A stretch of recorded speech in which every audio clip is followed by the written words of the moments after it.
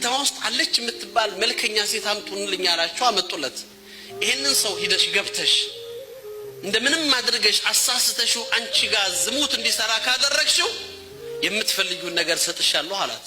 ሀያ የሌላት ስለ ክብሯ ማታስብ ከጥቅሙና ከጊዜያዊ ደስታዎች ምንም የማያስጨንቃት የሆነች ሴት የምትፈልጊውን ነገር አድርግልሻለሁ ተብላ ምን ያግዳታል ያንን ነገር ለማድረግ? መርሐባ አለች። ገባች። ከቤተሰቡ ርቋል። ረጅም ጊዜ ታስሯል። በኢማን የታነጸ ከሐራም የተጠበቀ ሰው ነው። አንድ ሴት መታ ያለ ምንም ሀያ እና ያለ ምንም እፍረት ጀረደት መላቢሳ ሙሉ ልብሷን አውልቃ ሀይተለክ ተዘጋጅቼልሃለሁ አለችው። ፈተናውን ይዩት። ግን እሷ በዚህ ስትመጣ እሱ በዚህ ይሄዳል። ማዓዘላህ እያለ በአላህ እጠበቃለሁ ካንቺ እያለ ይጮሃል።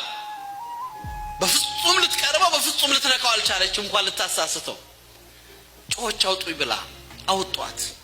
ሀቲል ቡሽራ ነው ያሏት። እስቲ ደስታውን አካፊን አሳሳትሽው አሏት። ተመልከቱ። በገንዘብ ዲኑን መለወጥ ባይችል በስልጣን ዲኑን መቀየር ባይችል ስነ ምግባሩን ማጥፋትና ማፍሰድ ግን ትልቁ ተልኳቸው ነው። እምነቱን ባናሳጣው ማንነቱን ግን እንወሰደው፣ ስነ ምግባሩን ግን እናውርደው። አረ እንኳን እኔ ላሳስተው ያስገባችሁኝ ሴቱን ወንድ ማረጋገጥ አልቻልኩም ነበር ያለቻቸው። መቅረብም አልቻልኩም። እንደማይሳካላቸው አወቁት። የመጨረሻው ሶስቱ ሙከራ ተሞክሮ ከዚህ በላይ ያለው ነገር ምንድነው? ህይወት ነው። ነፍስ ማጥፋት ነው። ካይን ሰው እርምጃ እንወሰድበታል። አምጡት አለ። የፈላ በበርሚል የፈላ ዘይት አዘጋጅቶ እምነትህን ትለውጣለህ ወይ ደግሞ እዚህ የፈላ ዘይት ውስጥ ገባለህ?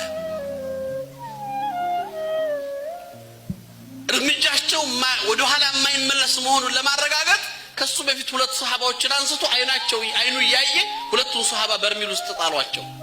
በቅጽበት አጥንትና ስጋቸው ተለያየ። ቀጣዩ እሱ ወደ በርሚሉ ይዘውት ይሄደ ያለ ማልቀስ ጀመረ። አለቀሰ። ሲሉት ለርስቱ መልሱት አለ። ሐሳቡን ቀይሯል ማለት ነው። ተቀበልክ አለው። አይ ታዲያ ወይ ሐክ ለምንድን ነው ያለቀስከው አለው።